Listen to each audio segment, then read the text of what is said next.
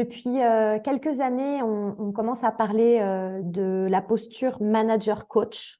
Je pense que vous en avez entendu parler.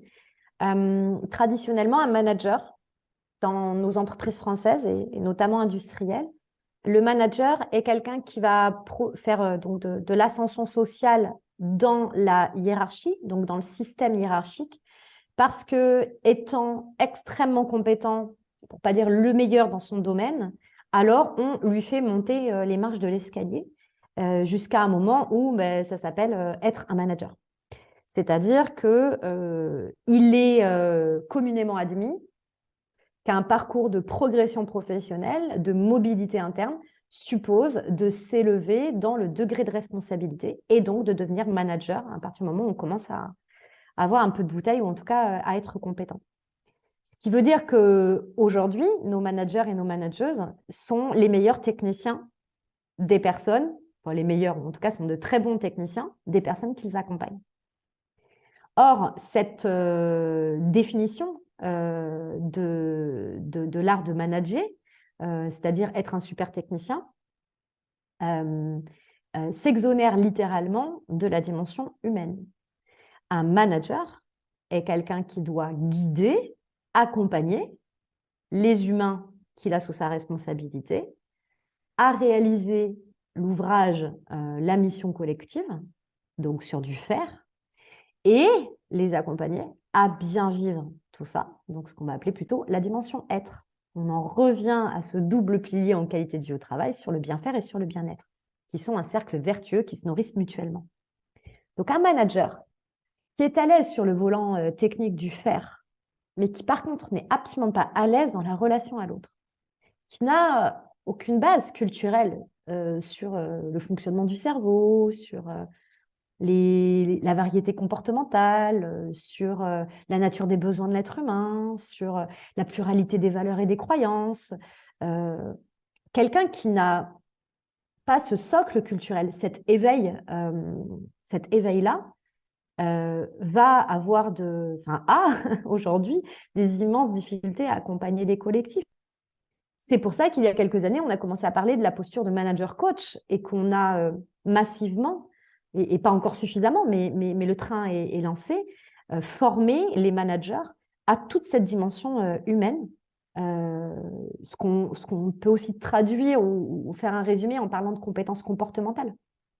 Et le manager, dans ces cas-là, il a un vrai, au-delà des apports culturels, j'ai envie de dire des connaissances, il a un travail sur lui à faire pour aussi mieux connaître et comprendre qui il est, comment il fonctionne, parce qu'il va avoir son propre style de management qui va créer un cadre commun, un référentiel commun pour l'équipe qu'il manage. On peut travailler dans une entreprise avec une culture commune et trouver ensuite dans des départements, des services, des équipes, des micro-cultures qui peuvent légèrement varier, qui ne doivent pas être en antinomie, bien sûr, avec la culture collective de l'entreprise employeuse, mais on va retrouver des singularités, des spécificités liées à la personnalité, aux valeurs, aux croyances du manager. Donc, on rêverait que tous les managers soient coach et pas forcément le petit coup de tampon du diplôme, mais en tout cas en posture d'accueil de l'autre, d'accueil de cette diversité, d'ouverture, de compréhension des mécanismes humains. Et de toute façon, on va forcément aller vers là. Parce que sinon, il y aura beaucoup trop de casse dans les entreprises. Et votre génération, elle pousse pour ça aussi. Oui. La preuve en est que vous organisez ce webinaire sur ce sujet. Une autre question concernant tout ce qu'on vient de dire. On a parlé voilà, de notre réveil de conscience en parlant des nouvelles générations. Euh, Selon toi, c'est grâce à quoi? Grâce au confinement, aux crises, ou c'est grâce à peut-être le fait que ce soit plus évoqué lors de nos cursus universitaires ou d'enseignement supérieur?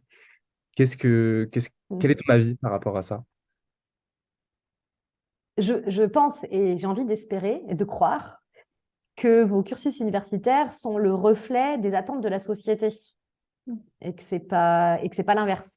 Voilà, il y a un mouvement, il y a des choses qui bougent, il y a des énergies qui changent, il y a tout qui accélère, il y a des crises, en fait, comme il y a tout qui bouge, nécessairement l'entreprise doit bouger, c'est ce qu'on disait à l'instant, les managers et chacun. Et du coup, dans vos cursus de formation, on intègre de plus en plus cette dimension humaine, fort heureusement. Et là, on parle de l'université, du secondaire, de grandes écoles, etc. Mais dans les BEP, dans les CAP, dans les bacs pro, dans les cursus technologiques, on voit aussi que de plus en plus sont intégrées des notions humaines, en fait, on va dire ça comme ça. Donc pour moi, c'est plus une adaptation d'un mouvement de société que l'inverse, pour répondre à ta question. Et ensuite, on en a rapidement parlé tout à l'heure, mais je pense que l'ère Covid, là on est en post-Covid, on est en train de prendre conscience de tout ce qui s'est passé pour chacun d'entre nous et pour notre communauté de vivants.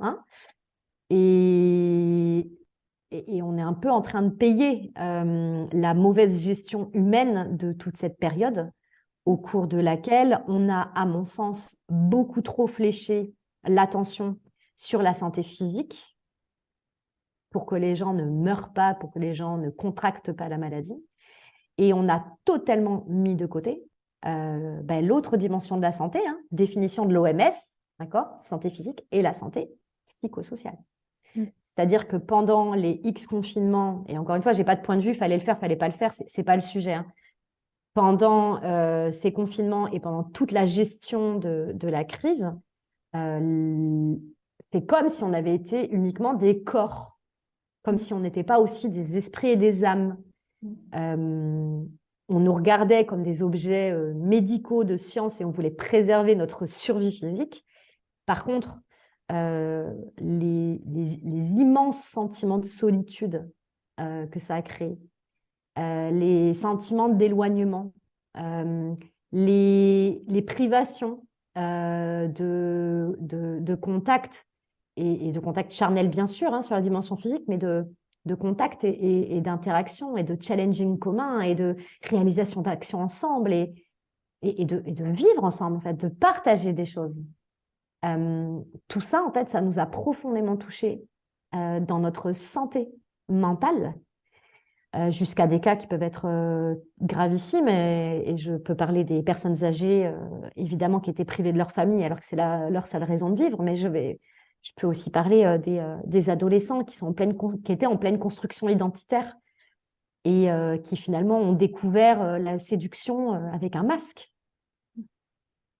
Ou avec l'amplification du coup des réseaux sociaux et comment les interactions humaines sont façonnées dans cette période qui construit notre identité en tant qu'homme, en tant que femme, en tant que personne.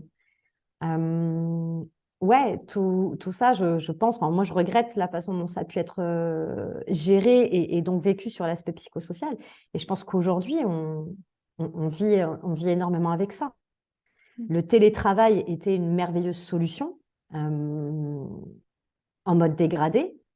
Le télétravail peut être une merveilleuse solution en mode routine, ok, mais pas pour tout le monde. On en revient encore à cette question de qu'est-ce qui fonctionne pour l'individu, qu'est-ce qui fonctionne pour le collectif, et est-ce que ce qui fonctionne pour l'individu A fonctionne pour l'individu B? Et le télétravail, typiquement, nous, les statistiques qu'on a là en santé-travail, c'est que dans cette période et par rapport à l'éloignement et à la digitalisation des relations, en fait, il y a un niveau de souffrance au travail qui accélère, lié à cette déconnexion de la cohésion sociale ressentie, kinesthésique, et lié au fait aussi qu'il y a une forme de déconnexion vie pro, vie perso qui se fait beaucoup moins bien.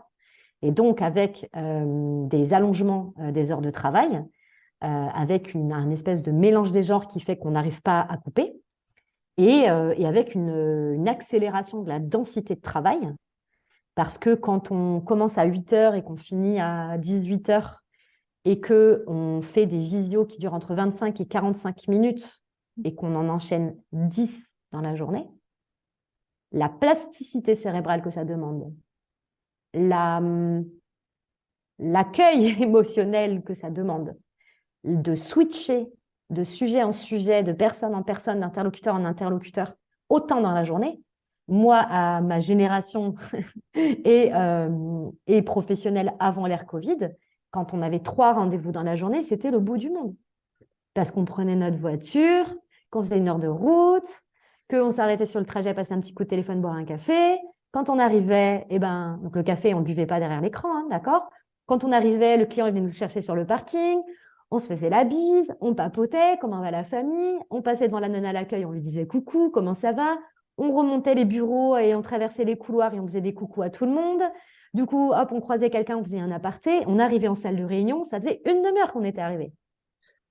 La réunion durait 1 heure quand on n'avait pas grand-chose à se dire et c'était pas bon signe, mais 2 heures au minimum.